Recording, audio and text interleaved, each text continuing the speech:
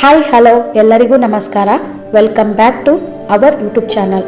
So ಇವತ್ತಿನ ಈ ತರಗತಿಯಲ್ಲಿ PDO ಹಾಗೂ ವಿಲೇಜ್ ಅಕೌಂಟೆಂಟ್ಗೆ ಸಂಬಂಧಿಸಿದಂತೆ ಸಂವಹನ ಪತ್ರಿಕೆ ಅಂದರೆ ಪೇಪರ್ 2ನಲ್ಲಿ ಬರುವಂತಹ ಕನ್ನಡ ವಿಭಾಗಕ್ಕೆ 35 ಅಂಕಗಳನ್ನು ಒಳಗೊಂಡಿರುವಂತಹ ಪ್ರಶ್ನೆ ಪತ್ರಿಕೆ ಇರುತ್ತೆ.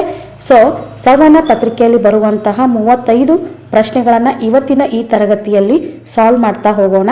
ಸೊ ವಿಡಿಯೋನ ಸ್ಕಿಪ್ ಮಾಡದೆ ಕೊನೆವರೆಗೂ ನೋಡಿ. ಇಂದಿನ ಈ ತರಗತಿಯ ಮೊದಲ ಪ್ರಶ್ನೆ ಹೀಗಿದೆ: ಸರಸರಣೆ ಪದವು ಕೆಳಗಿನ ಯಾವ ವ್ಯಾಕರಣಕ್ಕೆ ಸೇರಿದೆ? ಸರಸರಣೆ ಪದವು ಕೆಳಗಿನ ಯಾವ ವ್ಯಾಕರಣಕ್ಕೆ ಸೇರಿದೆ? ಮೊದಲನೇ ಆಪ್ಷನ್ ದ್ವಿರುಕ್ತಿ, ಎರಡನೇ ಆಪ್ಷನ್ ಜೋಡು ನುಡಿ, ಮೂರನೇ ಆಪ್ಷನ್ ಅನುಕರಣಾವ್ಯಯ, ನಾಲ್ಕನೇ ಆಪ್ಷನ್ ಅವ್ಯಯ. ಸೊ ಈ ಪ್ರಶ್ನೆಗೆ ಸರಿ ಉತ್ತರ ನೋಡೋದಾದರೆ ಸರಸರಣೆ ಪದವು ಈ ಕೆಳಗಿನ ಯಾವ ವ್ಯಾಕರಣಕ್ಕೆ ಸೇರಿದೆ ಅಂದರೆ ಇದು ಅನುಕರಣಾವ್ಯಯಕ್ಕೆ ಸಂಬಂಧಿಸಿದಂತಹ ಪದವಾಗಿದೆ. ಏನು ಅನುಕರಣಾವ್ಯಯ ಅಂದರೆ? ಅನುಕರಣಾವ್ಯಯ ಅಂದರೆ ಇದು ಒಂದೇ ಪದ ಎರಡು ಸಾರಿ ಬಳಕೆಗೆ ಬರುತ್ತೆ, ಆದರೆ ಇದಕ್ಕೆ ಅರ್ಥ ಇರೋದಿಲ್ಲ. ಅರ್ಥ ಇಲ್ಲದೆ ಒಂದೇ ಪದ ಎರಡು ಸಾರಿ ಬಳಕೆಗೆ ಬಂತು ಅಂದ್ರೆ ಅದನ್ನು ನಾವು ಅನುಕರಣಾವ್ಯಯಗಳು ಅಂತ ಹೇಳಿ ಕರಿತೀವಿ. ಅದೇ ರೀತಿ ಒಂದೇ ಪದ ಎರಡು ಸಾರಿ ಬಳಕೆಗೆ ಬಂತು, ಅದಕ್ಕೆ ಅರ್ಥ ಇತ್ತು ಅಂದ್ರೆ ಅದನ್ನು ನಾವು ದ್ವಿರುಕ್ತಿ ಅಂತ ಹೇಳಿ ಕರಿತೀವಿ. ದ್ವಿರುಕ್ತಿ ಅನ್ನೋದಕ್ಕೆ ಅರ್ಥ ಇರುತ್ತೆ, ಅನುಕರಣಾವ್ಯಯಕ್ಕೆ ಅರ್ಥ ಇರುವುದಿಲ್ಲ. ದ್ವಿರುಕ್ತಿಗಳಿಗೆ ಉದಾಹರಣೆ ನೋಡೋದಾದರೆ ಬೇಗ ಬೇಗ, ಹಾಕು ಹಾಕು, ತುದಿ ತುದಿ, ತುತ್ತ ತುದಿ, ಮೆಲ್ಲನೆ ಮೆಲ್ಲನೆ, ಮೆಲ್ಲ ಮೆಲ್ಲಗೆ, ಇವೆಲ್ಲವೂ ದ್ವಿರುಕ್ತಿ ಅನ್ನುವಂತಹ ಪದಕ್ಕೆ ಉದಾಹರಣೆಗಳಾಗಿವೆ. ಇನ್ನು ಜೋಡು ನುಡಿ ಅಂದರೆ ಹೆಸರಲ್ಲೇ ಇರುವಂತೆ ಇವು ಜೋಡಿಯಾಗಿ ಬರುವಂತಹ ಪದಗಳಾಗಿರ್ತವ. ಇವಕ್ಕೂ ಕೂಡ ಅರ್ಥವನ್ನು ಹೊಂದಿರ್ತವ. ಇದರಲ್ಲಿ ಕೂಡ ಎರಡು ಅರ್ಥಗಳಿರ್ತಾವ. ಮೊದಲನೇ ಪದಕ್ಕೆ ಅರ್ಥ ಇರುತ್ತೆ, ಎರಡನೇ ಪದಕ್ಕೆ ಅರ್ಥ ಇರೋದಿಲ್ಲ. ಕೆಲವೊಮ್ಮೆ ಎರಡು ಪದಕ್ಕೂ ಅರ್ಥ ಇರುತ್ತೆ. ಫಾರ್ ಎಕ್ಸಾಂಪಲ್ ಪುಸ್ತಕ ಗಿಸ್ತಕ. ಸೊ ಪುಸ್ತಕ ಅನ್ನೋ ಪದಕ್ಕೆ ಅರ್ಥ ಹೊಂದಿದ್ರೆ ಗಿಸ್ತಕ ಅನ್ನೋ ಪದಕ್ಕೆ ಅರ್ಥ ಹೊಂದಿಲ್ಲ. ಅದೇ ರೀತಿ ಮನೆ ಮಠ, ಮೇಲೆ ಕೆಳಗೆ, ಇವೆಲ್ಲವೂ ಜೋಡು ನುಡಿಗೆ ಉದಾಹರಣೆಗಳಾಗಿವೆ. ಹಾಗಾಗಿ ದ್ವಿರುಕ್ತಿ ಅಂದರೆ ಒಂದೇ ಪದ ಎರಡು ಸಾರಿಗೆ ಬಳಕೆಗೆ ಬಂತು, ಅದಕ್ಕೆ ಅರ್ಥ ಇತ್ತು ಅಂದರೆ ಅದನ್ನು ನಾವು ದ್ವಿರುಕ್ತಿ ಅಂತೀವಿ. ಜೋಡು ನುಡಿ ಅಂದರೆ ಜೋಡಿಯಾಗಿ ಬರುವಂತಹ ಪದಗಳಿಗೆ ನಾವು ಜೋಡು ನುಡಿ ಅಂತ ಹೇಳಿ ಕರಿತೀವಿ. ಅನುಕರಣಾವ್ಯಯ ಅಂದರೆ ಒಂದೇ ಪದ ಎರಡು ಸಾರಿಗೆ ಬಳಕೆಗೆ ಬಂತು, ಆದರೆ ಅದನ್ನು ನಾವು ಅರ್ಥ ಹೊಂದಿದಿಲ್ಲ, ಅಂತಹ ಪದಗಳಿಗೆ ನಾವು ಅನುಕರಣಾವ್ಯಯಗಳು ಅಂತ ಹೇಳಿ ಕರಿತೀವಿ. ಅನುಕರಣಾವ್ಯಯಗಳಿಗೆ ಇನ್ನೂ ಹೆಚ್ಚಿನ ಉದಾಹರಣೆಗಳು ನೋಡಬೇಕಾದ್ರೆ ಗುಳುಗುಳು, ತರತರ, ದಪ ದಪ, ಘಮ ಘಮ, ಚುರು ಚುರು, ಗುಡುಗುಡು, ಇವೆಲ್ಲವೂ ಅನುಕರಣಾವ್ಯಯಗಳಿಗೆ ಉದಾಹರಣೆಗಳಾಗಿವೆ. ಇನ್ನು ಅವ್ಯಯ ಅಂದರೆ ಏನು? ಅವ್ಯಯ ಅಂದರೆ ಲಿಂಗ ವಚನ ವಿಭಕ್ತಿಗಳಿಂದ ಯಾವ ವ್ಯತ್ಯಾಸವನ್ನ ಹೊಂದದೆ ಒಂದೇ ರೂಪದಲ್ಲಿರುವಂತಹ ಶಬ್ದಗಳನ್ನು ನಾವು ಅವ್ಯಯ ಅಂಥೇಳಿ ಕರಿತೀವಿ. ಅಂದರೆ ಫಾರ್ ಎಕ್ಸಾಂಪಲ್ ಚೆನ್ನಾಗಿ ಅನ್ನೋ ಪದ, ಚೆನ್ನಾಗಿ, ಮೆಲ್ಲಗೆ, ಮತ್ತು, ಹಾಗೆ, ಆದರೆ, ಇವೆಲ್ಲವೂ ಅವ್ಯಯ ಪದಗಳಿಗೆ ಉದಾಹರಣೆಗಳಾಗಿವೆ. ಫಾರ್ ಎಕ್ಸಾಂಪಲ್ ಆಗಿ ನೋಡೋದಾದರೆ ಅವಳು ಸುಮ್ಮನೆ ಇದ್ದಳು. ಇಲ್ಲಿ ಅವಳು ಅನ್ನೋದು ಸ್ತ್ರೀಲಿಂಗವನ್ನು ಸೂಚಿಸುತ್ತೆ. ಅದೇ ಸುಮ್ಮನೆ ಅನ್ನುವಂಥ ಪದವನ್ನು ನಾವು ಅವನು ಸುಮ್ಮನೆ ಇದ್ದನು, ಇಲ್ಲಿ ಪುಲ್ಲಿಂಗವನ್ನು ಸೂಚಿಸುತ್ತದೆ. ಸೊ ಲಿಂಗ ವಚನ ವಿಭಕ್ತಿಗಳು ಯಾವ ವ್ಯತ್ಯಾಸವನ್ನು ಹೊಂದದೆ ಒಂದೇ ರೂಪದಲ್ಲಿರುವಂತಹ ಶಬ್ದಗಳನ್ನು ನಾವು ಅವ್ಯಯ ಅಂಥೇಳಿ ಕರಿತೀವಿ. ಇನ್ನು ನೆಕ್ಸ್ಟ್ ಪ್ರಶ್ನೆ ಫ್ರೆಂಡ್ಸ್, ಎರಡನೇ ಪ್ರಶ್ನೆ: ಕನ್ನಡದ ಮೊದಲ ಶಾಸನ ಯಾವುದು? ಕನ್ನಡದ ಮೊದಲ ಶಾಸನ ಯಾವುದು? ಕಪ್ಪೆ ಅರಭಟನ ಶಾಸನ, ಹಲ್ಮಿಡಿ ಶಾಸನ, ಆತಕೂರು ಶಾಸನ, ಮೇಲಿನ ಯಾವುದು ಅಲ್ಲ? ಸೊ ಈ ಪ್ರಶ್ನೆಗೆ ಸರಿಯಾದ ಉತ್ತರ ಆಪ್ಷನ್ 2, ಹಲ್ಮಿಡಿ ಶಾಸನ. ಕನ್ನಡದ ಮೊಟ್ಟ ಮೊದಲ ಶಾಸನ ಯಾವುದು ಅಂದರೆ ಹಲ್ಮಿಡಿ ಶಾಸನ. ಈ ಹಲ್ಮಿಡಿ ಶಾಸನ ಕಂಡು ಬರುವುದು ಎಲ್ಲಿ ಅಂದರೆ ಹಾಸನ ಜಿಲ್ಲೆಯ ಬೇಲೂರು ತಾಲೂಕಿನ ಹಲ್ಮಿಡಿ ಎಂಬಂತಹ ಗ್ರಾಮದಲ್ಲಿ ಈ ಹಲ್ಮಿಡಿ ಶಾಸನ ಕಂಡು ಬರುತ್ತೆ. ಎಷ್ಟನೇ ಇಸ್ವಿಯಲ್ಲಿ ಕಂಡು ಬರುತ್ತೆ ಅಂದರೆ ಕ್ರಿಸ್ತಶಕ 450ರಲ್ಲಿ ಹಾಸನ ಜಿಲ್ಲೆಯ ಬೇಲೂರು ತಾಲೂಕಿನ ಹಲ್ಮಿಡಿ ಎಂಬ ಊರಿನಲ್ಲಿ ಸಿಕ್ಕಂತಹ ಕನ್ನಡದ ಮೊಟ್ಟ ಮೊದಲ ಶಾಸನ ಯಾವುದು ಅಂದರೆ ಹಲ್ಮಿಡಿ ಶಾಸನ ಅಂತಲೇ ಹೇಳ್ಬೋದು. ಇನ್ನು ಕಪ್ಪೆ ಅರಭಟನ ಶಾಸನ. ಈ ಕಪ್ಪೆ ಅರಭಟನ ಶಾಸನಕ್ಕೆ ಇನ್ನೊಂದು ಹೆಸರು ಹೇಳೋದಾದರೆ ಬಾದಾಮಿ ಶಾಸನ ಅಂಥೇಳಿ ಕರಿತೀವಿ. ಇದು ಸುಮಾರು 7ನೇ ಶತಮಾನದ ಹಳಗನ್ನಡ ಶಾಸನವಾಗಿದೆ. ಈ ಕಪ್ಪೆ ಅರಭಟನ ಶಾಸನಕ್ಕೆ ಇನ್ನೊಂದು ಹೆಸರೇ ಬಾದಾಮಿ ಶಾಸನ. ಇದು 7ನೇ ಶತಮಾನದಲ್ಲಿ ಕಂಡು ಬರುವಂತಹ ಹಳೆಗನ್ನಡ ಶಾಸನವಾಗಿದೆ. ಇದು ಕಪ್ಪೆ ಅರಭಟನ ಬಗ್ಗೆ ಹೇಳುವುದರಿಂದ ಈ ಶಾಸನವನ್ನು ನಾವು ಕಪ್ಪೆ ಅರಭಟನ ಶಾಸನ ಅಂತ ಹೇಳಿ ಕರಿತೀವಿ. ಈ ಶಾಸನದ ಇನ್ನೊಂದು ವಿಶೇಷತೆ ಏನಂದ್ರೆ ಇದು ಕನ್ನಡದ ಮೊಟ್ಟ ಮೊದಲ ತ್ರಿಪದಿ ಶಾಸನವಾಗಿದೆ. ಕನ್ನಡದ ಮೊಟ್ಟ ಮೊದಲ ತ್ರಿಪದಿ ಶಾಸನ ಯಾವುದು ಅಂದ್ರೆ ಕಪ್ಪೆ ಅರಭಟನ ಶಾಸನ ಅಂತಾನೆ ಹೇಳ್ಬೋದು. ನೆಕ್ಸ್ಟ್ ಆಪ್ಷನ್ ಅಲ್ಲಿ ನೋಡೋದಾದ್ರೆ ಆತಕೂರು ಶಾಸನ. ಈ ಆತಕೂರು ಶಾಸನ ಕ್ರಿಸ್ತ ಶಕ 873ರ ಕಾಲದಲ್ಲಿ ಕಂಡು ಬಂದಂತಹ ಶಾಸನವಾಗಿದೆ. ಇದು ಎಲ್ಲಿ ಕಂಡು ಬಂತು ಅಂದ್ರೆ ಮಂಡ್ಯ ಜಿಲ್ಲೆಯ ಮದ್ದೂರು ತಾಲೂಕಿನ ಆತಕೂರಿನಲ್ಲಿ ಸಿಕ್ಕಿದೆ. ಇದು ಸಿಕ್ಕಿದ್ದು ಎಲ್ಲಿ ಅಂದ್ರೆ ಮಂಡ್ಯ ಜಿಲ್ಲೆಯ ಮದ್ದೂರು ತಾಲೂಕಿನ ಆತಕೂರಿನಲ್ಲಿ ಸಿಕ್ಕಿದೆ ಅಂತಲೇ ಹೇಳ್ಬೋದು. ಹಾಗೂ ಈ ಶಾಸನದ ವಿಶೇಷತೆ ಏನು ಅಂದ್ರೆ ನಾಯಿಗಾಗಿ ವೀರ ಸ್ಮಾರಕವನ್ನ ಹಾಕಿರುವ ಏಕೈಕ ಶಾಸನ ಇದಾಗಿದೆ. ತುಂಬಾ ಪರೀಕ್ಷೆಯಲ್ಲಿ ಫ್ರೆಂಡ್ಸ್ ಇದೇ ರೀತಿ ಕೇಳಿದ್ದಾರೆ, ನಾಯಿಗಾಗಿ ವೀರ ಸ್ಮಾರಕವನ್ನ ಹಾಕಿರುವ ಏಕೈಕ ಶಾಸನ ಯಾವುದು ಅಂತೇಳಿ ತುಂಬಾ ಸಾರಿ ಪ್ರಶ್ನೆಯಾಗಿದೆ. ಸೊ ನಾಯಿಗಾಗಿ ವೀರ ಸ್ಮಾರಕವನ್ನ ಹಾಕಿರುವ ಏಕೈಕ ಶಾಸನ ಯಾವುದು ಅಂದ್ರೆ ಆತಕೂರು ಶಾಸನ. ಇದು ಕಂಡು ಬರೋದು ಎಲ್ಲಿ ಅಂದ್ರೆ ಮಂಡ್ಯ ಜಿಲ್ಲೆಯ ಮದ್ದೂರು ತಾಲೂಕಿನ ಆತಕೂರಿನಲ್ಲಿ. ನೆಕ್ಸ್ಟ್ ಪ್ರಶ್ನೆ, ಚಳಿಗಾಲ ಪದವು ಯಾವ ಸಂಧಿಗೆ ಉದಾಹರಣೆ? ಚಳಿಗಾಲ ಪದವು ಯಾವ ಸಂಧಿಗೆ ಉದಾಹರಣೆ? ಲೋಪ ಸಂಧಿ, ಆಗಮ ಸಂಧಿ, ಆದೇಶ ಸಂಧಿ, ಸವರ್ಣ ದೀರ್ಘ ಸಂಧಿ. ಸೊ ಈ ಪ್ರಶ್ನೆಗೆ ಸರಿಯಾದ ಉತ್ತರ ಆಪ್ಷನ್ 3 ಆದೇಶ ಸಂಧಿ. ಆದೇಶ ಸಂಧಿ ಈ ಪ್ರಶ್ನೆಗೆ ಸರಿಯಾದ ಉತ್ತರವಾಗಿದೆ. ಇದನ್ನು ನಾವು ಹೆಂಗೆ ಬಿಡಿಸ್ತೀವಿ ಅಂದರೆ ಚಳಿ ಪ್ಲಸ್ ಕಾಲ, ಚಳಿ ಪ್ಲಸ್ ಕಾಲ ಚಳಿಗಾಲ, ಚಳಿ ಪ್ಲಸ್ ಕಾಲ ಚಳಿಗಾಲ. ಇಲ್ಲಿ ಕಕಾರಕ್ಕೆ ಗಕಾರ ಆದೇಶವಾಗಿ ಬಂದಿದೆ. ಸೊ ಆದೇಶ ಸಂಧಿಯ ವಿಶೇಷತೆ ಏನು ಅಂದ್ರೆ ಕತಪಗಳಿಗೆ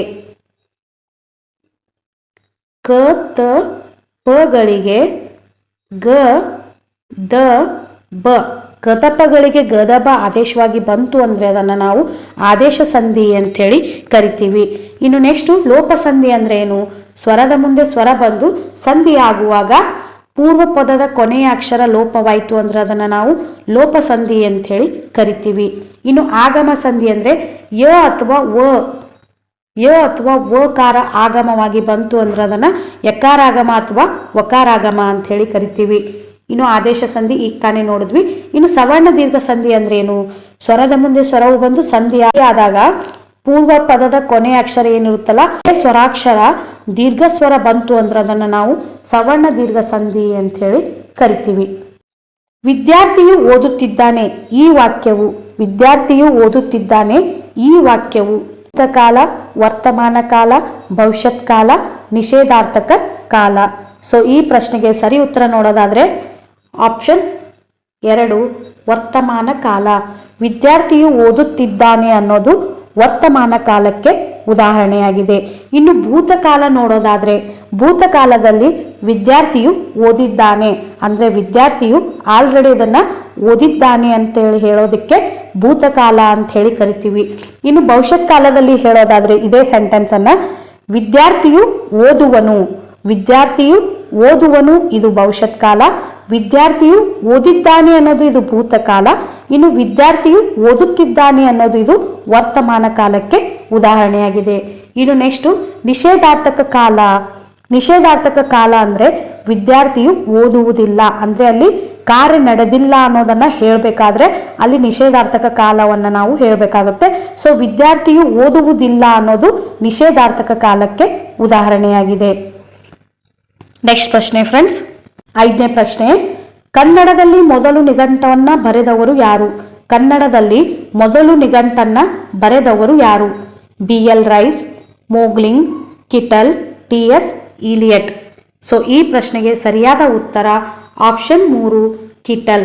ಕನ್ನಡದ ಮೊದಲ ನಿಘಂಟನ್ನ ಬರೆದವರು ಯಾರು ಅಂದ್ರೆ ಕಿಟಲ್. ಇನ್ನು ಆಪ್ಷನ್ ಅಲ್ಲಿ ಇದೆ BL ರೈಸ್ ಅಂತೇಳಿ. ಸೊ ಈ BL ರೈಸ್ ಅನ್ನೋರು ಕನ್ನಡ ಶಾಸನಗಳ ಪಿತಾಮಹ. ಕನ್ನಡ ಶಾಸನಗಳ ಪಿತಾಮಹ. ಕನ್ನಡ ಶಾಸನಗಳ ಪಿತಾಮಹ ಯಾರು ಅಂದ್ರೆ BL ರೈಸ್ ಅವರು. ನೆಕ್ಸ್ಟ್ 2ನೇ ಆಪ್ಷನ್ ಮೋಗ್ಲಿಂಗ್. ಈ ಮೋಗ್ಲಿಂಗ್ ಅನ್ನೋರು ಕನ್ನಡದ ಮೊಟ್ಟ ಮೊದಲ ಪತ್ರಿಕೆ ಆದಂತಹ ಮಂಗಳೂರು ಸಮಾಚಾರವನ್ನ ಪ್ರಕಟಿಸಿದರು. ಈ ಮೋಗ್ಲಿಂಗ್ ಅನ್ನೋರು ಕನ್ನಡದ ಮೊಟ್ಟ ಮೊದಲ ಪತ್ರಿಕೆ ಆದಂತಹ ಮಂಗಳೂರು ಸಮಾಚಾರವನ್ನ ಪ್ರಕಟಿಸಿದವರು ಯಾರು ಅಂದ್ರೆ ಮೋಂಗ್ಲಿಂಗ್ ಅವರು. BL ರೈಸ್ ಅವರನ್ನ ಕನ್ನಡ ಶಾಸನಗಳ ಪಿತಾಮಹ ಅಂತ ಹೇಳಿ ಕರಿತೀವಿ. ಇನ್ನು ಕಿಟಲ್ ಅವರನ್ನ ಕನ್ನಡದಲ್ಲಿ ಮೊದಲ ನಿಘಂಟನ್ನ ಬರೆದವರು ಅಂತ ಹೇಳಿ ಕರಿತೀವಿ. ನೆಕ್ಸ್ಟ್ TS ಈಲಿಯಟ್ ಅಂತಿದೆ. ಈ TS ಈಲಿಯಟ್ ಅವರು ನೊಬೆಲ್ ಪ್ರಶಸ್ತಿ ವಿಜೇತರು ಅಂತಾನೆ ಹೇಳ್ಬೋದು. ನೆಕ್ಸ್ಟ್ ಪ್ರಶ್ನೆ ಫ್ರೆಂಡ್ಸ್, 6ನೇ ಪ್ರಶ್ನೆ. ಹಲವು ಪದವು ಈ ಕೆಳಗಿನ ಯಾವ ಪ್ರಕಾರಕ್ಕೆ ಸೇರಿದೆ? ಹಲವು ಪದವು ಈ ಕೆಳಗಿನ ಯಾವ ಪ್ರಕಾರಕ್ಕೆ ಸೇರಿದೆ? ಗುಣವಾಚಕ, ಪರಿಮಾಣವಾಚಕ, ಸಂಖ್ಯಾವಾಚಕ, ದಿಕ್ವಾಚಕ. ಸೊ ಈ ಪ್ರಶ್ನೆಗೆ ಸರಿಯಾದ ಉತ್ತರ ಆಪ್ಷನ್ ಬಿ, ಪರಿಮಾಣವಾಚಕ. ಸೊ ಹಲವು ಪದ ಕೆಳಗಿನ ಯಾವ ಪ್ರಕಾರಕ್ಕೆ ಸೇರಿದೆ ಅಂದ್ರೆ ಪರಿಮಾಣವಾಚಕಕ್ಕೆ ಸೇರಿದೆ. ಸೊ ಈ ಪರಿಮಾಣವಾಚಕ ಅಂದ್ರೆ ಏನು? ಪರಿಮಾಣವಾಚಕ ಅಂದ್ರೆ ಏನು ಅಲ್ಲ ಫ್ರೆಂಡ್ಸ್, ಗಾತ್ರ, ತೂಕ, ಅಳತೆಯನ್ನ ನಿರ್ದಿಷ್ಟವಿಲ್ಲದೆ ಅಂದಾಜಿಸಿ ಹೇಳೋದಕ್ಕೆ ನಾವು ಪರಿಮಾಣವಾಚಕ ಅಂತ ಹೇಳಿ ಕರಿತೀವಿ. ಫಾರ್ ಎಕ್ಸಾಂಪಲ್ ನೋಡೋದಾದ್ರೆ ಈ ಪರಿಮಾಣವಾಚಕಕ್ಕೆ ಸುಮಾರು, ಸುಮಾರು, ಅನೇಕ, ಹಲವಾರು, ಅಷ್ಟು, ಇಷ್ಟು, ಸಾಕಷ್ಟು, ಹಲವು, ಕೆಲವು, ನೂರಾರು, ಸಾವಿರಾರು ಇವೆಲ್ಲವೂ ಪರಿಮಾಣವಾಚಕಕ್ಕೆ ಉದಾಹರಣೆಯಾಗಿದೆ. ಇನ್ನು ಗುಣವಾಚಕ ಅಂದ್ರೆ, ಗುಣವಾಚಕ ಅಂದ್ರ ವ್ಯಕ್ತಿ, ವಸ್ತು, ಸ್ಥಳಗಳ ಗುಣವನ್ನ ವರ್ಣನೆ ಮಾಡಿ ಹೇಳೋದಕ್ಕೆ ಗುಣವಾಚಕ ಅಂತ ಹೇಳಿ ಕರಿತೀವಿ. ಸಂಖ್ಯಾವಾಚಕ ಅಂದ್ರ ಸಂಖ್ಯೆಗಳನ್ನ ಕುರಿತು ಹೇಳುವಂತಹ ವಾಚಕಕ್ಕೆ ನಾವು ಸಂಖ್ಯಾವಾಚಕ ಅಂತ ಹೇಳಿ ಕರಿತೀವಿ. ದಿಕ್ವಾಚಕ ಅಥವಾ ದಿಗ್ವಾಚಕ ಅಂತಂದ್ರೆ ದಿಕ್ಕುಗಳ ಕುರಿತು ಹೇಳುವಂತಹ ಪದಗಳಿಗೆ ನಾವು ದಿಗ್ವಾಚಕಗಳು ಅಂತ ಹೇಳಿ ಕರಿತೀವಿ. ನೆಕ್ಸ್ಟ್ ಪ್ರಶ್ನೆ ಫ್ರೆಂಡ್ಸ್, ಕನ್ನಡ ವರ್ಣಮಾಲೆಯಲ್ಲಿರುವ ಅನುನಾಸಿಕಗಳ ಸಂಖ್ಯೆ ಎಷ್ಟು? ಕನ್ನಡ ವರ್ಣಮಾಲೆಯಲ್ಲಿರುವ ಅನುನಾಸಿಕಗಳ ಸಂಖ್ಯೆ ಎಷ್ಟು? ಸೊ ಕನ್ನಡ ವರ್ಣಮಾಲೆಯಲ್ಲಿರುವ ಅನುನಾಸಿಕಗಳ ಸಂಖ್ಯೆ ಎಷ್ಟು? ಸೊ ಈ ಪ್ರಶ್ನೆಗೆ ಸರಿಯಾದ ಉತ್ತರ ಆಪ್ಷನ್ 1, 5. ಕನ್ನಡ ವರ್ಣಮಾಲೆಯಲ್ಲಿರುವ ಅನುನಾಸಿಕಗಳ ಸಂಖ್ಯೆ ಎಷ್ಟು ಅಂದ್ರೆ 5. ಸೊ ನಮ್ಮ ಕನ್ನಡ ವರ್ಣಮಾಲೆಯಲ್ಲಿ ಒಟ್ಟು ಮೂಲಾಕ್ಷರಗಳು ಎಷ್ಟಿದಾವೆ ಅಂದ್ರೆ 49 ಅಕ್ಷರಗಳನ್ನು ನಾವು ಕನ್ನಡ ವರ್ಣಮಾಲೆಯಲ್ಲಿ ನೋಡ್ಬೋದು. ಅದರಲ್ಲಿ ಅನುನಾಸಿಕಗಳ ಸಂಖ್ಯೆ ಎಷ್ಟು ಅಂದ್ರೆ 5. ಅದೇ ರೀತಿ ಇಲ್ಲಿ 9 ಅಂತಿದೆಯಲ್ಲ, ಈ 9ಅನ್ನ ನಾವು ಅವರ್ಗೀಯ ವ್ಯಂಜನಗಳ ಸಂಖ್ಯೆ ಅಂತೇಳಿ ಕರಿತೀವಿ. ಅವರ್ಗೀಯ ವ್ಯಂಜನಗಳ ಸಂಖ್ಯೆ ಎಷ್ಟು ಅಂದ್ರೆ 9. ಇನ್ನು ಆಪ್ಷನ್ 3ಯಲ್ಲಿರುವಂತಹ 13ಅನ್ನ ನಾವು ಸ್ವರಗಳ ಸಂಖ್ಯೆ ಎಷ್ಟು ಅಂದ್ರೆ ಕನ್ನಡ ವರ್ಣಮಾಲೆಯಲ್ಲಿರುವ ಸ್ವರಗಳ ಸಂಖ್ಯೆ ಎಷ್ಟು ಅಂದ್ರೆ 13. ನೆಕ್ಸ್ಟ್ 25 ಅಂತಿದೆ ಆಪ್ಷನ್ ಅಲ್ಲಿ. ಈ 25ಅನ್ನ ನಾವು ವರ್ಗೀಯ ವ್ಯಂಜನಗಳ ಸಂಖ್ಯೆ ಎಷ್ಟು ಅಂದ್ರೆ 25. ಒಟ್ಟು ವರ್ಣಮಾಲೆಗಳು 49. ಇದನ್ನ ನಾವು 3 ವಿಧಗಳಾಗಿ ವಿಂಗಡಿಸ್ತೀವಿ. ಮೊದಲನೇದು ಸ್ವರ, ಎರಡನೇದು ವ್ಯಂಜನ, ಮೂರನೇದು ಯೋಗವಾಹಕಗಳು ಅಂತೇಳಿ. ಸ್ವರಗಳು ಎಷ್ಟಿದಾವೆ ಅಂದ್ರೆ ನಮ್ಮ ಕನ್ನಡ ವರ್ಣಮಾಲೆಯಲ್ಲಿ 13 ಸ್ವರಗಳು, 34 ವ್ಯಂಜನಗಳು, 2 ಯೋಗವಾಹಕಗಳನ್ನು ನಾವು ನೋಡ್ಬೋದು. ಈ 13 ಸ್ವರಗಳಲ್ಲಿ ಹೃಸ್ವಸ್ವರಗಳು 6, ದೀರ್ಘ ಸ್ವರಗಳು 7. ಇನ್ನು ವ್ಯಂಜನದಲ್ಲಿ ಮತ್ತೆ 2 ವಿಧಗಳನ್ನಾಗಿ ನೋಡ್ತೀವಿ ನಾವು, ವರ್ಗೀಯ ವ್ಯಂಜನಗಳು ಮತ್ತು ಅವರ್ಗೀಯ ವ್ಯಂಜನಗಳು. ಅವರ್ಗೀಯ ವ್ಯಂಜನಗಳು 9, ವರ್ಗೀಯ ವ್ಯಂಜನಗಳು 25. ಈ ರೀತಿ ನಾವು 34 ವ್ಯಂಜನಗಳನ್ನು ನೋಡ್ಬೋದು. ಅದೇ ರೀತಿ ಕನ್ನಡ ವರ್ಣಮಾಲೆಯಲ್ಲಿರುವ ಅನುನಾಸಿಕಗಳ ಸಂಖ್ಯೆ ಎಷ್ಟು ಅಂದರೆ 5.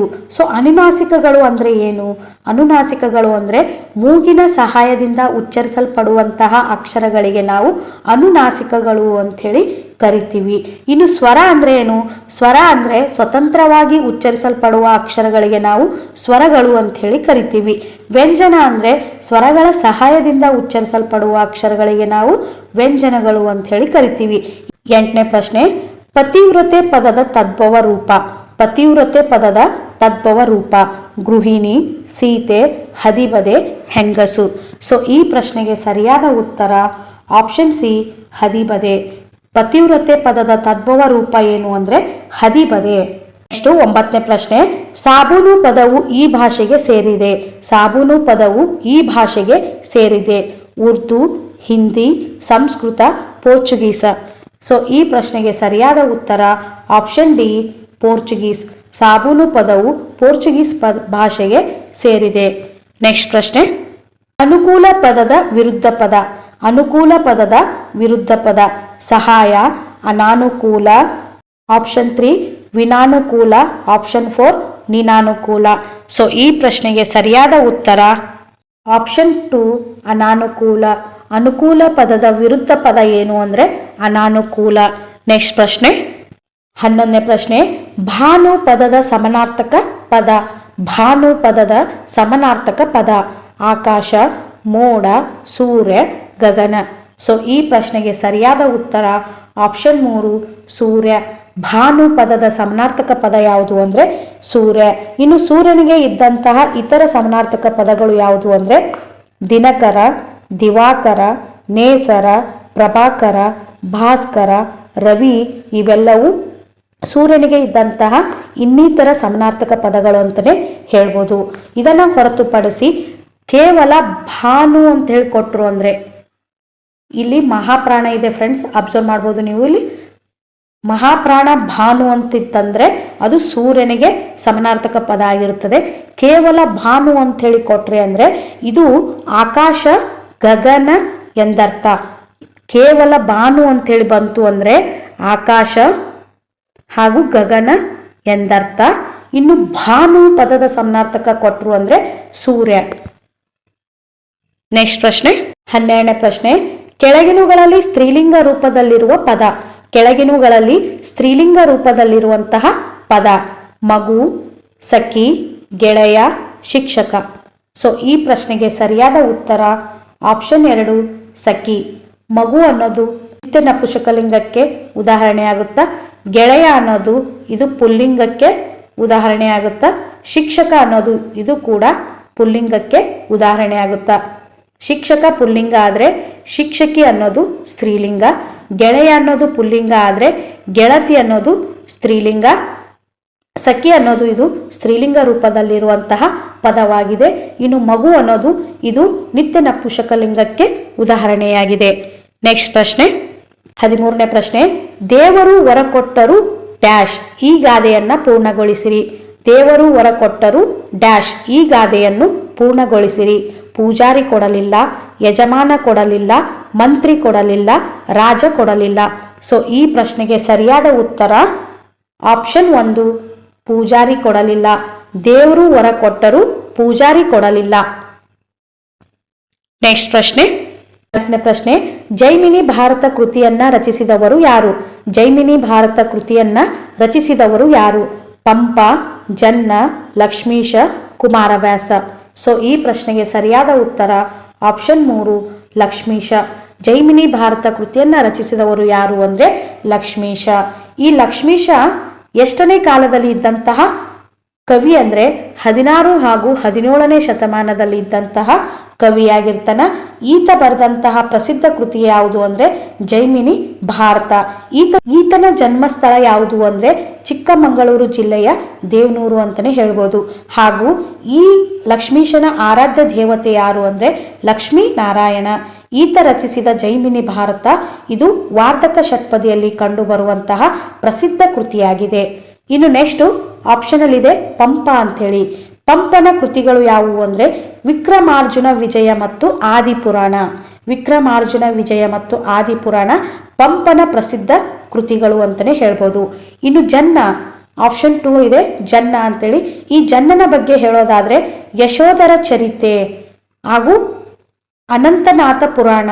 ಯಶೋಧರ ಚರಿತೆ ಮತ್ತು ಅನಂತನಾಥ ಪುರಾಣ ಅನ್ನೋದು ಜನ್ನನ ಪ್ರಸಿದ್ಧ ಕೃತಿಗಳಂತಲೇ ಹೇಳ್ಬೋದು. ಇನ್ನು ಆಪ್ಷನ್ 4ನಲ್ಲಿದೆ ಕುಮಾರವ್ಯಾಸ ಅಂತೇಳಿ. ಈ ಕುಮಾರವ್ಯಾಸನ ಕೃತಿಗಳು ಹೇಳೋದಾದರೆ ಕರ್ನಾಟಕ ಭಾರತ ಕಥಾ ಮಂಜರಿ ಅಥವಾ ಇದಕ್ಕೆ ಇದ್ದ ಇನ್ನೊಂದು ಹೆಸರೇ ಗದುಗಿನ ಭಾರತ. ಗದುಗಿನ ಭಾರತ ಅಥವಾ ಕರ್ನಾಟಕ ಭಾರತ ಕಥಾ ಮಂಜರಿ ಇದು ಕುಮಾರವ್ಯಾಸನ ಪ್ರಸಿದ್ಧ ಕೃತಿ ಅಂತಲೇ ಹೇಳ್ಬೋದು. ಸೊ ನೆಕ್ಸ್ಟ್ ಪ್ರಶ್ನೆ 15ನೇ ಪ್ರಶ್ನೆ, ತೋಳವು ಹಳ್ಳಕ್ಕೆ ಬಿದ್ದಿತ್ತು. ಗೆರೆ ಎಳೆದ ಪದದಲ್ಲಿರುವಂತಹ ವಿಭಕ್ತಿ ಯಾವುದು? ತೋಳವು ಹಳ್ಳಕ್ಕೆ ಬಿದ್ದಿತ್ತು. ಗೆರೆ ಎಳೆದ ಪದದಲ್ಲಿರುವಂತಹ ವಿಭಕ್ತಿ ಯಾವುದು? ದ್ವಿತೀಯ, ಚತುರ್ಥಿ, ಷಷ್ಠಿ, ಸಪ್ತಮಿ. ಸೊ ಇಲ್ಲಿ ಗೆರೆ ಎಳೆದಂತಹ ಪದ ಯಾವುದು ಅಂದರೆ ಹಳ್ಳಕ್ಕೆ ಅನ್ನುವಂತಹ ಪದವನ್ನ ಗೆರೆ ಹಾಕಿದ್ದಾರೆ. ಸೊ ಇದು ಯಾವ ವಿಭಕ್ತಿ ಪ್ರತ್ಯಯದಲ್ಲಿದೆ ಅನ್ನೋದು ಪ್ರಶ್ನೆ ಇದೆ. ಸೊ ಹಳ್ಳಕ್ಕೆ ಅಂದಲ್ಲಿ ಇಲ್ಲಿ ಕೆ, ಗೆ, ಇಗೆ ಅನ್ನ ನಾವು ನೋಡ್ಬೋದು. ಅಂದರೆ ಹಳ್ಳಕ್ಕೆ ಅಂದಲ್ಲಿ ಕೆ ಅನ್ನುವಂತಹ ವಿಭಕ್ತಿ ಪ್ರತ್ಯಯವನ್ನು ನೋಡ್ಬೋದು. ಸೊ ಗೆ, ಕೆ, ಇಗೆ ಇರುವಂತಹ ವಿಭಕ್ತಿ ಪ್ರತ್ಯಯ ಯಾವುದು ಅಂದರೆ ಚತುರ್ಥಿ. ಚತುರ್ಥಿಯನ್ನು ನಾವು ಗೆ, ಕೆ, ಇಗೆ ಆಗಿ ಬಳಸುತ್ತೇವೆ. ಇನ್ನು ದ್ವಿತೀಯ ವಿಭಕ್ತಿ ಪ್ರತ್ಯಯ ಯಾವುದು ಅಂದರೆ ಅನ್ನು ಅನ್ನೋದು ಇದು ದ್ವಿತೀಯ ವಿಭಕ್ತಿ ಪ್ರತ್ಯಯವಾಗಿದೆ. ಇನ್ನು ಷಷ್ಠಿ ಅನ್ನೋದು ಷಷ್ಠಿ ವಿಭಕ್ತಿ ಪ್ರತ್ಯಯ. ಸಪ್ತಮಿ ಅನ್ನೋದು ಅಲ್ಲಿ ಅನ್ನುವಂತಹ ವಿಭಕ್ತಿ ಪ್ರತ್ಯಯವನ್ನು ಹೊಂದಿದೆ.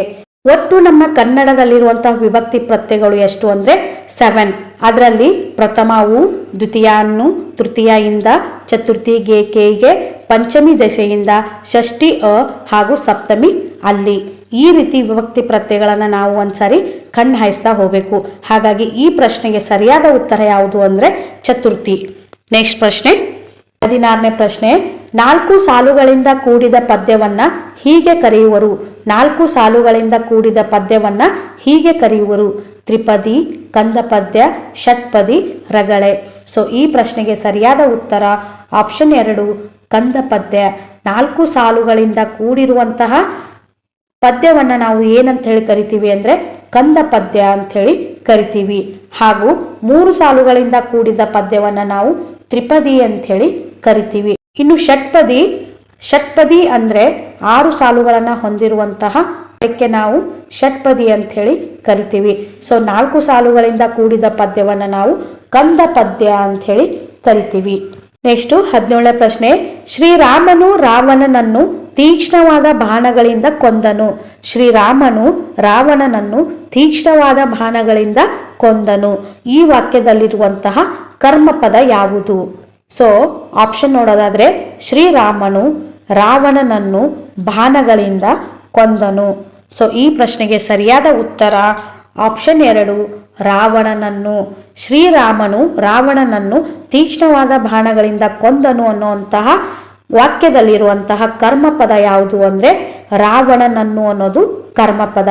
ಶ್ರೀರಾಮನು ಅನ್ನೋದು ಇದು ಕರ್ತೃಪದವಾಗಿದೆ. ಶ್ರೀರಾಮನು ಅನ್ನೋದು ಇದು ಕರ್ತೃಪದವಾಗಿದೆ. ಹಾಗೂ ರಾವಣನನ್ನು ಅನ್ನೋದು ಇದು ಕರ್ಮಪದವಾಗಿದೆ. ರಾವಣನನ್ನು ಅನ್ನೋದು ಇದು ಕರ್ಮಪದವಾಗಿದೆ. ಇನ್ನು ಕೊಂದನು ಅನ್ನುವಂಥದ್ದು ಕ್ರಿಯಾಪದವಾಗಿದೆ. ಸೊ ಒಂದು ಸೆಂಟೆನ್ಸ್ ಆಗಬೇಕು ಅಂದರೆ ಕರ್ತು, ಕರ್ಮ, ಕ್ರಿಯಾಪದಗಳನ್ನು ಹೊಂದಿರುತ್ತೆ. ಸೊ ಇಲ್ಲಿ ಈ ಕೊಟ್ಟಿರುವಂತಹ ವಾಕ್ಯಗಳಲ್ಲಿ ಶ್ರೀರಾಮನು ಅನ್ನೋದು ಕರ್ತು, ರಾವಣನನ್ನು ಅನ್ನೋದು ಕರ್ಮ, ಕೊಂದನು ಅನ್ನೋದು ಕ್ರಿಯಾಪದವಾಗಿದೆ. ನೆಕ್ಸ್ಟ್ ಪ್ರಶ್ನೆ 18ನೇ ಪ್ರಶ್ನೆ. ನಾಲ್ವಡಿ ಈ ಪದದ ಸಮಾಸ. ನಾಲ್ವಡಿ ಈ ಪದದ ಸಮಾಸ ಅಂಶಿ ಸಮಾಸ, ಗಮಕ ಸಮಾಸ, ಕ್ರಿಯಾ ಸಮಾಸ, ದ್ವಿಗು ಸಮಾಸ. ಸೊ ಈ ಪ್ರಶ್ನೆಗೆ ಸರಿಯಾದ ಉತ್ತರ ಆಪ್ಷನ್ 4 ದ್ವಿಗು ಸಮಾಸ. ನಾಲ್ವಡಿ ಇದು ಯಾವ ಸಮಾಸ ಅಂದರೆ ದ್ವಿಗು ಸಮಾಸ. ನಾಲ್ವಡಿ ಅನ್ನುವಂತಹ ಪದವನ್ನು ನಾವು ಹೆಂಗೆ ಬಿಡಿಸ್ತೀವಿ ಅಂದರೆ 4 ಅಧಿಕ್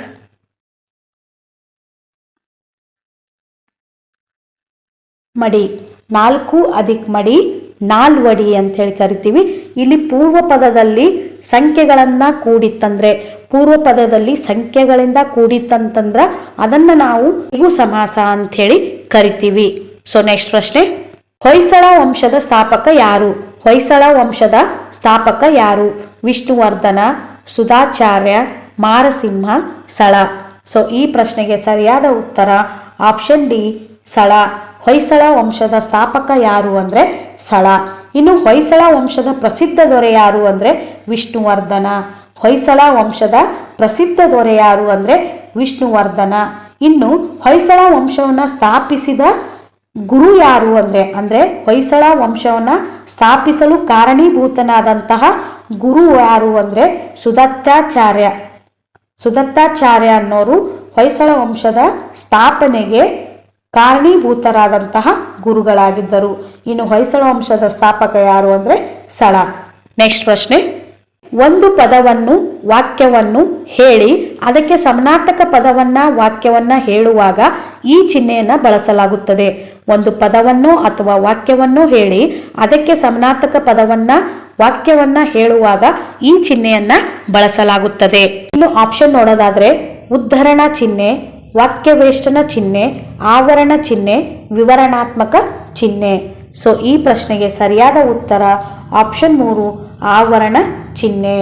ಒಂದು ಪದವನ್ನು ಅಥವಾ ವಾಕ್ಯವನ್ನು ಹೇಳಿ ಅದಕ್ಕೆ ಸಮಾನಾರ್ಥಕ ಪದವನ್ನು ಅಥವಾ ವಾಕ್ಯವನ್ನು ಹೇಳುವಾಗ ಬಳಸುವಂತಹ ಚಿಹ್ನೆ ಯಾವುದು ಅಂದರೆ ಆವರಣ ಚಿಹ್ನೆ ಅಥವಾ ಬ್ರಾಕೆಟ್ ಮಾರ್ಕ್ ಅಂತ ಹೇಳಿ ಕರಿತೀವಿ. 21ನೇ ಪ್ರಶ್ನೆ, ಯಾವುದು ಎಂಬುದು ಸರ್ವನಾಮದ ಈ ಪ್ರಕಾರಕ್ಕೆ ಉದಾಹರಣೆ. ಯಾವುದು ಎಂಬುದು ಸರ್ವನಾಮದ ಈ ಪ್ರಕಾರಕ್ಕೆ ಉದಾಹರಣೆ. ಆತ್ಮಾರ್ಥಕ ಸರ್ವನಾಮ, ಪ್ರಶ್ನಾರ್ಥಕ ಸರ್ವನಾಮ, ಸಂಬಂಧಾರ್ಥಕ ಸರ್ವನಾಮ, ವಿವರಣಾತ್ಮಕ ಸರ್ವನಾಮ. ಸೊ ಈ ಪ್ರಶ್ನೆಗೆ ಸರಿಯಾದ ಉತ್ತರ ಪ್ರಶ್ನಾರ್ಥಕ ಸರ್ವನಾಮ. ಯಾವುದು ಎಂಬುದು ಪ್ರಶ್ನಾರ್ಥಕ ಸರ್ವನಾಮಕ್ಕೆ ಉದಾಹರಣೆಯಾಗಿದೆ. ಇನ್ನು ಪ್ರಶ್ನಾರ್ಥಕ ಸರ್ವನಾಮ ಅಂದ್ರೇನು? ಪ್ರಶ್ನಾರ್ಥಕ ಸರ್ವನಾಮ ಅಂದರೆ ಯಾವುದೇ ಪ್ರಶ್ನೆ ಕೇಳುವುದಕ್ಕಾಗಿ ಪ್ರಯೋಗಿಸುವಂತಹ ಸರ್ವನಾಮಗಳಿಗೆ ಪ್ರಶ್ನಾರ್ಥಕ ಸರ್ವನಾಮಗಳು ಅಂತ ಹೇಳಿ ಕರಿತೀವಿ. ಫಾರ್ ಎಕ್ಸಾಂಪಲ್, ಯಾರು, ಎಲ್ಲಿ, ಯಾವಾಗ, ಹೇಗೆ ಇವೆಲ್ಲವೂ ಪ್ರಶ್ನಾರ್ಥಕ ಸರ್ವನಾಮಕ್ಕೆ ಉದಾಹರಣೆಯಾಗಿದೆ. ಇನ್ನು ಆತ್ಮಾರ್ಥಕ ಸರ್ವನಾಮ ಅಂದ್ರೇನು? ಆತ್ಮಾರ್ಥಕ ಸರ್ವನಾಮ ಅಂದರೆ ತಾನು ಮತ್ತು ತಾವು. ತಾನು ಮತ್ತು ತಾವು ಇತ್ತು ಅಂದ್ರೆ ಅದನ್ನು ನಾವು ಆತ್ಮಾರ್ಥಕ ಸರ್ವನಾಮ ಅಂತ ಹೇಳಿ ಕರಿತೀವಿ. ಪ್ರಶ್ನೆಗಳನ್ನು ಕೇಳಲು ಬಳಸುವಂತಹ ಸರ್ವನಾಮಗಳಿಗೆ ಪ್ರಶ್ನಾರ್ಥಕ ಸರ್ವನಾಮ ಅಂತೇಳಿ ಕರಿತೀವಿ. ಇನ್ನು ಸಂಬಂಧಾರ್ಥಕ ಸರ್ವನಾಮ ಅಂದರೆ ಸಂಬಂಧವನ್ನು ಕಲ್ಪಿಸುವಂತಹ ಸರ್ವನಾಮಗಳಿಗೆ ನಾವು ಸಂಬಂಧಾರ್ಥಕ ಸರ್ವನಾಮ ಅಂತೇಳಿ ಕರಿತೀವಿ. ನೆಕ್ಸ್ಟು 22ನೇ ಪ್ರಶ್ನೆ, ಕಿಂಕರ ಪದದ ಅರ್ಥ. ಕಿಂಕರ ಪದದ ಅರ್ಥ ಸೇವಕ, ಸೇನಾಧಿಪತಿ, ಮಂತ್ರಿ, ಮಗ. ಸೊ ಈ ಪ್ರಶ್ನೆಗೆ ಸರಿಯಾದ ಉತ್ತರ ಆಪ್ಷನ್ 1 ಸೇವಕ. ಕಿಂಕರ ಪದದ ಅರ್ಥ ಏನು ಅಂದರೆ ಸೇವಕ. ನೆಕ್ಸ್ಟ್ ಪ್ರಶ್ನೆ 23ನೇ ಪ್ರಶ್ನೆ, ಹಿಂಗ ಪದದ ಗ್ರಾಂಥಿಕ ರೂಪ. ಹಿಂಗ ಪದದ ಗ್ರಾಂಥಿಕ ರೂಪ ಹೇಗೆ, ಹೀಗೆ, ಹಾಗೆ, ಹೊಗೆ. ಸೊ ಈ ಪ್ರಶ್ನೆಗೆ ಸರಿಯಾದ ಉತ್ತರ ಆಪ್ಷನ್ 2 ಹೀಗೆ. ಹಿಂಗ ಪದದ ಗ್ರಾಂಥಿಕ ರೂಪ ಹೀಗೆ. ನೆಕ್ಸ್ಟ್ ಪ್ರಶ್ನೆ 24ನೇ ಪ್ರಶ್ನೆ, ಬಳೆಗಾರ ಪದವು ಈ ವ್ಯಾಕರಣಾಂಶಕ್ಕೆ ಸೇರಿದೆ. ಬಳೆಗಾರ ಪದವು ಈ ವ್ಯಾಕರಣಾಂಶಕ್ಕೆ ಸೇರಿದೆ. ಕೃದಂತ ನಾಮ, ತದ್ದಿತಾಂತ ನಾಮ, ತದ್ದಿತಾಂತ ಭಾವನಾಮ, ತದ್ದಿತಾಂತ ವೇಯ. ಸೊ ಈ ಪ್ರಶ್ನೆಗೆ ಸರಿಯಾದ ಉತ್ತರ ನೋಡೋದಾದ್ರೆ ಆಪ್ಷನ್ ಬಿ ತದ್ದಿತಾಂತ ನಾಮ. ಬಳೆಗಾರ ಪದವು ಈ ವ್ಯಾಕರಣಾಂಶಕ್ಕೆ ಸೇರಿದೆ ಅಂದರೆ ತದ್ದಿತಾಂತ ನಾಮ. ಈ ತದ್ದಿತಾಂತ ನಾಮ ಹಾಗೂ ಕೃದಂತ ನಾಮ ಕಂಡುಹಿಡಿಬೇಕು ಅಂದರೆ ಫ್ರೆಂಡ್ಸ್ ಒಂದೇ ಒಂದು ಟ್ರಿಕ್ಸ್ ಇದೆ. ಕೊಟ್ಟಿರುವಂತಹ ಪದ ಕ್ರಿಯಾಪದಕ್ಕೆ ಸಂಬಂಧಪಟ್ಟಿತ್ತು ಅಂದರೆ ಕ್ರಿಯಾಪದಕ್ಕೆ ಸಂಬಂಧಪಟ್ಟಿತ್ತು ಅಂದರೆ ಅದನ್ನು ನಾವು ಕೃದಂತ ಅಂಥೇಳಿ ಕರಿತೀವಿ. ಕ್ರಿಯಾಪದಕ್ಕೆ ಸಂಬಂಧಪಟ್ಟಿತ್ತು ಅಂದರೆ ಅದನ್ನು ಕೃದಂತ ಅಂಥೇಳಿ ಕರಿತೀವಿ. ಇನ್ನು ನಾಮಪದಕ್ಕೆ ಸಂಬಂಧಿಸಿತ್ತು ಅಂದರೆ ಕೊಟ್ಟಿರುವಂತಹ ಪದ ನಾಮಪದಕ್ಕೆ ಸಂಬಂಧಿಸಿತ್ತು ಅಂದರೆ ಅದನ್ನು ನಾವು ತದ್ದಿತಾಂತ ಅಂಥೇಳಿ ಕರಿತೀವಿ. ಫಸ್ಟು ಕೊಟ್ಟಿರುವಂತಹ ಪದ ನಾಮಪದಕ್ಕೆ ಸಂಬಂಧಿಸಿದೋ ಅಥವಾ ಕ್ರಿಯಾಪದಕ್ಕೆ ಸಂಬಂಧಿಸಿದೋ ಅನ್ನೋದನ್ನು ನಾವು ಮೊದಲು ಕಂಡುಹಿಡಿಬೇಕು. ಆ ರೀತಿ ಎರಡಕ್ಕೂ ಸಂಬಂಧಿಸಿದ ಪದವನ್ನು ನಾವು ಕಂಡುಹಿಡಿದ್ವಿ ಅಂದರೆ ಅಲ್ಲಿ 50% ನಮಗೆ ಈ ಸಮಸ್ಯೆಯನ್ನು ಬಗೆಹರಿಸಲು ಸಾಧ್ಯವಿದೆ. ಸೊ ಕೊಟ್ಟಿರುವಂಥ ಪದ ಕ್ರಿಯಾಪದಕ್ಕೆ ಸಂಬಂಧಿಸಿತ್ತು ಅಂದರೆ ಅದನ್ನು ಕೃದಂತ ಅಂತೇಳಿ ಕರಿತೀವಿ. ಇಲ್ಲಿ ಬಳೆಗಾರ ಅನ್ನೋದು ಇದು ಯಾವುದೇ ಕ್ರಿಯಾಪದಕ್ಕೆ ಸಂಬಂಧಿಸಿದ ಪದವಲ್ಲ. ಹಾಗಾಗಿ ಈ ಕೃದಂತ ನಾಮ ಅನ್ನೋದನ್ನು ತೆಗೆದು ಹಾಕ್ಬಿಡ್ತೀವಿ. ಮೊದಲನೇ ಆಪ್ಷನನ್ನು ಆರಾಮಾಗಿ ನಾವು ತೆಗೆದು ಹಾಕ್ತೀವಿ.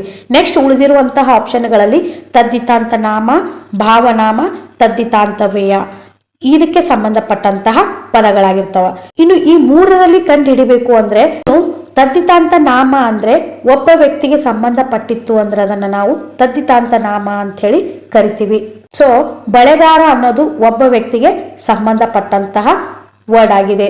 ಬಳೆಗಾರರು ಅಂದರೆ ಅದು ಬಹಳಷ್ಟು ಜನರಿಗೆ ಸಂಬಂಧಪಟ್ಟಂತಹ ವರ್ಡ್ ಆಗ್ತಿತ್ತು. ಹಾಗಾಗಿ ಈ ಪ್ರಶ್ನೆಗೆ ಸರಿಯಾದ ಉತ್ತರ ನೋಡೋದಾದ್ರೆ ತದ್ದಿತಾಂತ ನಾಮ.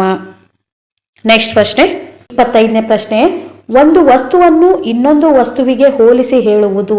ಒಂದು ವಸ್ತುವನ್ನು ಇನ್ನೊಂದು ವಸ್ತುವಿಗೆ ಹೋಲಿಸಿ ಹೇಳುವುದು ಉಪಮಾ ಅಲಂಕಾರ, ರೂಪಕ ಅಲಂಕಾರ, ದೃಷ್ಟಾಂತ ಅಲಂಕಾರ, ಉತ್ಪ್ರೇಕ್ಷ ಅಲಂಕಾರ. ಸೊ ಈ ಪ್ರಶ್ನೆಗೆ ಸರಿಯಾದ ಉತ್ತರ ಆಪ್ಷನ್ 1 ಉಪಮಾ ಅಲಂಕಾರ. ಒಂದು ವಸ್ತುವನ್ನ ಇನ್ನೊಂದು ವಸ್ತುವಿಗೆ ಹೋಲಿಸಿ ಹೇಳುತ್ತಂದ್ರೆ ಅದನ್ನ ನಾವು ಉಪಮಾ ಅಲಂಕಾರ ಅಂತ ಹೇಳಿ ಕರಿತೀವಿ. ಇಲ್ಲಿ ಉಪಮಾನ ಮತ್ತು ಉಪಮೇಯಗಳ ಜೊತೆಗೆ ಅಂತ್ಯ ಅನ್ನುವಂಥ ಪದವನ್ನು ನಾವು ಇಲ್ಲಿ ನೋಡ್ಬೋದು. ಈ ರೀತಿ ಇತ್ತು ಅಂದ್ರೆ ಅದನ್ನು ನಾವು ಉಪಮಾ ಅಲಂಕಾರ ಅಂಥೇಳಿ ಕರಿತೀವಿ. ಇನ್ನು ರೂಪಕ ಅಲಂಕಾರ ಅಂದ್ರೇನು? ರೂಪಕ ಅಲಂಕಾರ ಇಲ್ಲಿ ಯಾವುದೇ ಹೋಲಿಕೆ ಇರೋದಿಲ್ಲ, ಎರಡೂ ವಸ್ತು ಒಂದೇ ಅಂತೇಳಿ ಹೇಳುವಂತಹ ಪದಗಳಿಗೆ ನಾವು ರೂಪಕ ಅಲಂಕಾರ ಅಂಥೇಳಿ ಕರಿತೀವಿ. ಫಾರ್ ಎಕ್ಸಾಂಪಲ್ ಚಂದ್ರಮುಖಿ, ಎನ್ನ ಕಾಲೇ ಕಂಬ, ದೇಹವೇ ದೇಗುಲ, ಇವೆಲ್ಲವೂ ರೂಪಕ ಅಲಂಕಾರ ಉದಾಹರಣೆಯಾಗಿದೆ. ಇನ್ನು ಉಪಮಾ ಅಲಂಕಾರ ಅಂದ್ರೆ ಹೋಲಿಕೆ ಇರಬೇಕು. ಅವಳ ಮುಖವು ಚಂದ್ರನಂತೆ ಹೊಳೆಯುತ್ತಿದೆ, ಅವಳ ಮುಖವು ಚಂದ್ರನಂತೆ ಹೊಳೆಯುತ್ತಿದೆ.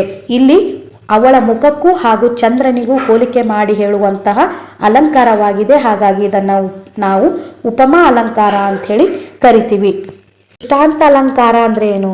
ದೃಷ್ಟಾಂತ ಅಲಂಕಾರ ಅಂದ್ರೆ ಬಿಂಬ ಪ್ರತಿಬಿಂಬ ಇತ್ತು ಅಂದ್ರೆ ಅದನ್ನು ನಾವು ದೃಷ್ಟಾಂತ ಅಲಂಕಾರ ಅಂತ ಹೇಳಿ ಕರಿತೀವಿ. ಫಾರ್ ಎಕ್ಸಾಂಪಲ್, ಊರು ಉಪಕಾರ ಅರಿಯದು, ಹೆಣ ಶೃಂಗಾರ ಅರಿಯದು.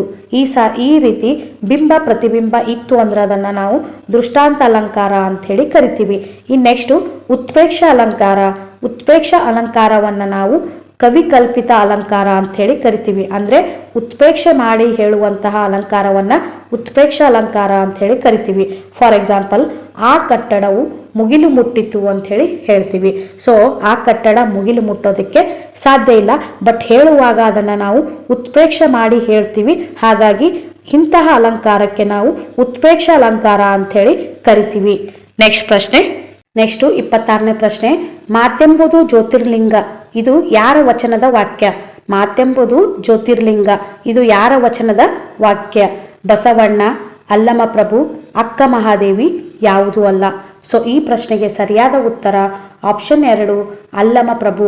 ಮಾತೆಂಬುದು ಜ್ಯೋತಿರ್ಲಿಂಗ ಇದು ಯಾರ ವಚನದ ವಾಕ್ಯ ಅಂದ್ರೆ ಅಲ್ಲಮಪ್ರಭು ಅವರ ವಚನದ ವಾಕ್ಯ. ಇನ್ನು ಬಸವಣ್ಣನವರ ವಚನದ ಅಂಕಿತ ಯಾವುದು ಅಂದ್ರೆ ಕೂಡಲ ಸಂಗಮ ದೇವ. ಬಸವಣ್ಣನವರ ಅಂಕಿತ ನಾಮ ಯಾವುದು ಅಂದರೆ ಕೂಡಲ ಸಂಗಮ ದೇವ.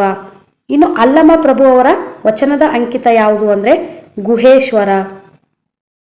ಅಲ್ಲಮ ಪ್ರಭು ಅವರ ವಚನದ ಅಂಕಿತ ಯಾವುದು ಅಂದರೆ ಗುಹೇಶ್ವರ. ಇನ್ನು ಅಕ್ಕ ಮಹಾದೇವಿಯ ವಚನದ ಅಂಕಿತ ಯಾವುದು ಅಂದರೆ ಚನ್ನಮಲ್ಲಿಕಾರ್ಜುನ. ಅಕ್ಕ ಮಹಾದೇವಿಯ ವಚನದ ಅಂಕಿತ ಯಾವುದು ಅಂದರೆ ಚನ್ನಮಲ್ಲಿಕಾರ್ಜುನ. ಬಸವಣ್ಣ ಕೂಡಲ ಸಂಗಮ ದೇವ, ಅಲ್ಲಮ ಪ್ರಭು ಗುಹೇಶ್ವರ, ಅಕ್ಕ ಮಹಾದೇವಿ ಚನ್ನಮಲ್ಲಿಕಾರ್ಜುನ. ಇನ್ನು ಮಾತೆಂಬುದು ಜ್ಯೋತಿರ್ಲಿಂಗ ಇದು ಯಾರ ವಚನದ ವಾಕ್ಯ ಅಂದ್ರೆ ಅಲ್ಲಮ ಪ್ರಭು ಅವರ ವಚನದ ವಾಕ್ಯವಾಗಿದೆ. ನೆಕ್ಸ್ಟ್ ಪ್ರಶ್ನೆ. ದಬದಬ ಎಂಬುದು ಡ್ಯಾಶ್. ದಬದಬ ಎಂಬುದು ಡ್ಯಾಶ್. ಜೋಡಿ ಪದ, ಅನುಕರಣಾವೇಯ, ದ್ಯುರುಕ್ತಿ, ಯಾವುದೂ ಅಲ್ಲ.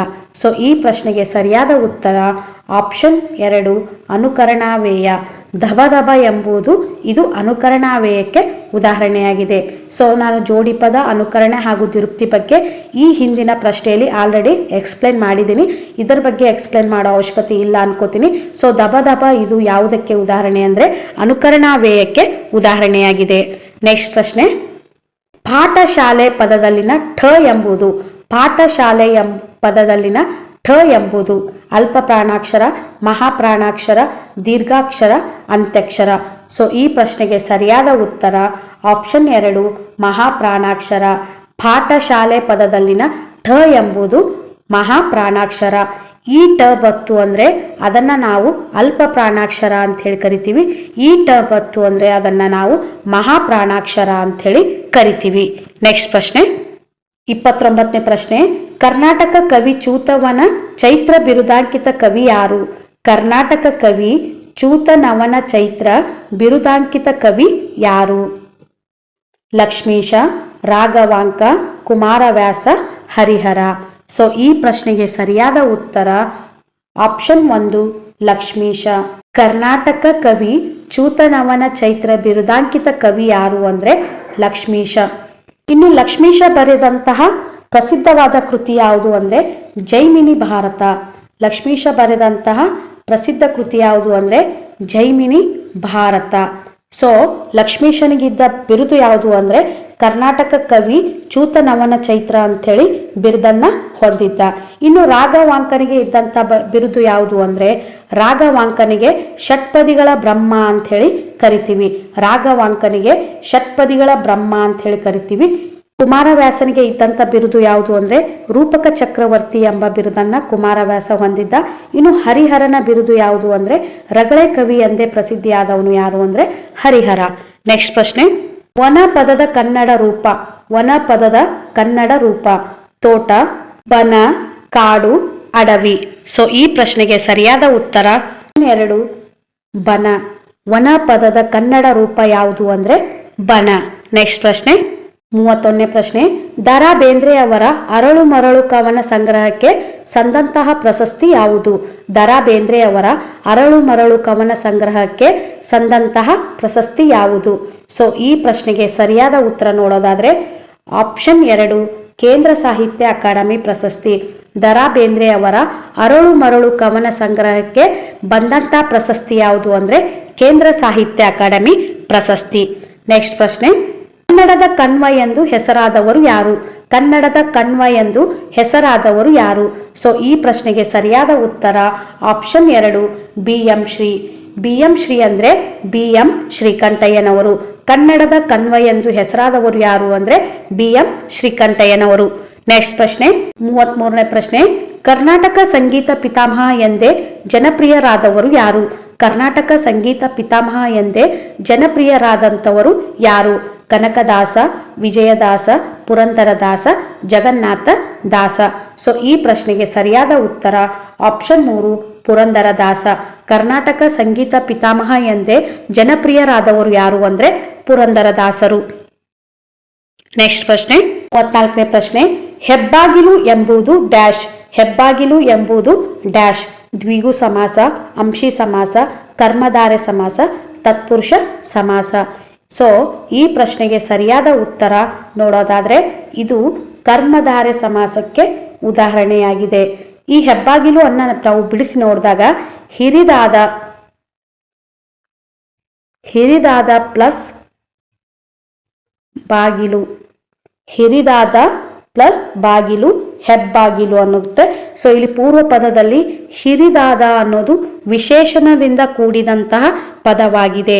ಹಾಗಾಗಿ ಇದು ಕರ್ಮಧಾರೆಯ ಸಮಾಸಕ್ಕೆ ಉದಾಹರಣೆಯಾಗಿದೆ. ನೆಕ್ಸ್ಟ್ ಪ್ರಶ್ನೆ, ಗುರು ಲಘು ಮೂರಿರೆ ಯಾವ ಗಣ? ಗುರು ಲಘು ಮೂರಿರೆ ಯಾವ ಗಣ? ಮನಗಣ, ಜರಗಣ, ಸತಗಣ, ಭಯಗಣ. ಗುರು ಲಘು ಮೂರಿರೆ ಮನಗಣ. ಗುರು ಲಘು ಮೂರಿರೆ ಮನಗಣ. ಗುರು ಲಘು ಮೊದಲಲ್ಲಿ ಬರಲು ಭಯಗಣ. ಗುರು ಲಘು ಮೊದಲಲ್ಲಿ ಬರಲು ಭಯಗಣ. ಗುರು ಲಘು ನಡುವಲ್ಲಿ ಇರಲು ಜರಗಣ. ಗುರು ಲಘು ನಡುವಲ್ಲಿ ಇರಲು ಜರಗಣ. ಹಾಗೆ ಗುರು ಲಘು ಕೊನೆಯಲ್ಲಿ ಬರಲು ಸತಗಣ. ಗುರು ಲಘು ಕೊನೆಯಲ್ಲಿ ಬರಲು ಸತಗಣ. ಸೊ ಈ ರೀತಿ ನಾವು ನೆನಪಿಟ್ಕೊಂಡ್ವಿ ಅಂದರೆ ಯಾವುದೇ ಗಣ ಕೇಳಿದ್ರು ಕೂಡ ನಾವು ಆರಾಮಾಗಿ ಅಂಕಗಳನ್ನು ಪಡ್ಕೋಬಹುದು. ಸೊ ಗುರು ಲಘು ಮೂರಿರೆ ಇದು ಯಾವ ಗಣ ಅಂದರೆ ಗುರು ಲಘು ಮೂರಿರೆ ಇದು ಮನಗಣ. ಗುರು ಲಘು ಮೂರಿರೆ ಮನಗಣ.